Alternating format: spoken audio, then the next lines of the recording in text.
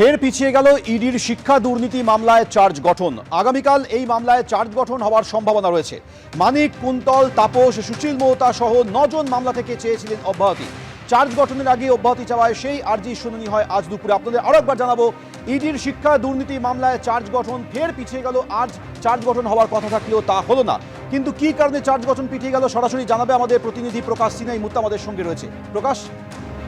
দেখো, আজকে চার্জ গঠন হয়নি, তার কিন্তু একাধিক কারণ রয়েছে। তুমি জানো, আজকে সকালেই কিন্তু 9 জন অভিযুক্ত যাদের বিরুদ্ধে চার্জশিট জমা পড়েছিল, তার মধ্যে মানিক ভট্টাচার্য, তাপস মণ্ডল, কুন্তল ঘোষ, সুশীল মোহতা সহ 9 জন অভিযুক্তরা তারা কিন্তু ডিসচার্জ পিটিশন ফাইল করেছিলেন এবং আজকে দুপুরবেলায় কিন্তু এই মামলার শুনানি হওয়ার কথা ছিল।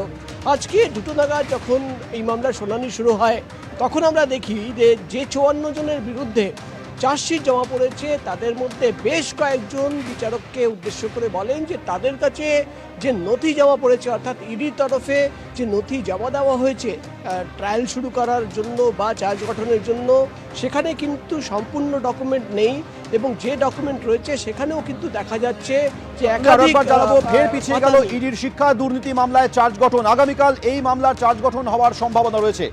মানিক, কুন্তল, তাপস, সুশীল মোহতা সহ 9 জন মামলা থেকে অব্যাহতি চেয়েছিলেন। চার্জ গঠনের আগেই অব্যাহতি চাওয়ায় সেই আর্জির শুনানি হয় দুপুরে। এর আগে আদালতে আনা হয় পার্থ চট্টোপাধ্যায়কে। দেখো, আজকেও কিন্তু চার্জ গঠন হয়নি। পার্থ চট্টোপাধ্যায়, মানিক ভট্টাচার্য, কুন্তল ঘোষ, তাপস মণ্ডল সহ একাধিক ব্যক্তিরা যারা কিন্তু যাদের নামে চার্জশিট হয়েছে, তারা প্রত্যেকেই কিন্তু আজকে কোর্টে হাজির ছিলেন এবং তাদের জেল থেকে একাধিক ব্যক্তিদের নিয়ে আসা হয়েছিল। তার মধ্যে কালীঘাটের কাকু, পার্থ চট্টোপাধ্যায়, শান্তনু বন্দ্যোপাধ্যায়। কিন্তু আজকে চার্জ গঠন হলো না। তুমি জানো, গত শুক্রবার বিচারকের নির্দেশ ছিল যে আজ থেকেই চার্জ গঠনের প্রক্রিয়া তিনি শুরু করবেন এবং সেই মর্মে আজকে যখন কোর্টের শুনানি শুরু হয়, তখন আমরা দেখি যে ডিসচার্জ পিটিশন 9 জন ফাইল করেন এবং আজকে দুপুর 2টো নাগাদ সেই ডিসচার্জ পিটিশনের শুনানি হওয়ার কথা ছিল।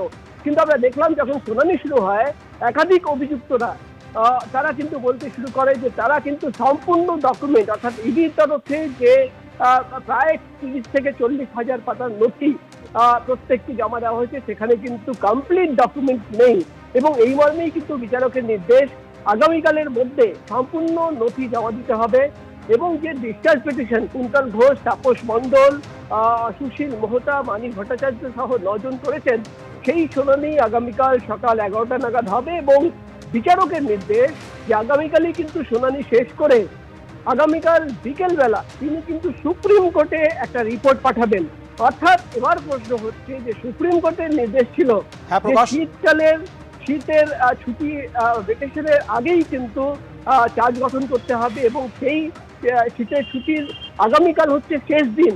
এবার দেখার বিষয় হবে যে আগামীকালের মধ্যে চার্জ গঠন হচ্ছে কিনা, সেটাই কিন্তু এখন সবচেয়ে বড় প্রশ্ন। কিন্তু বিচারকের নির্দেশ যে সবাইকে আগামীকাল সকাল 11টার মধ্যে কোর্টে হাজির হতে হবে এবং আগামীকালই কিন্তু চার্জ গঠনের একটা সম্ভাবনা রয়েছে, এমনই কিন্তু আইনজীবীদের একাংশ দাবি করছেন। ধন্যবাদ প্রকাশ।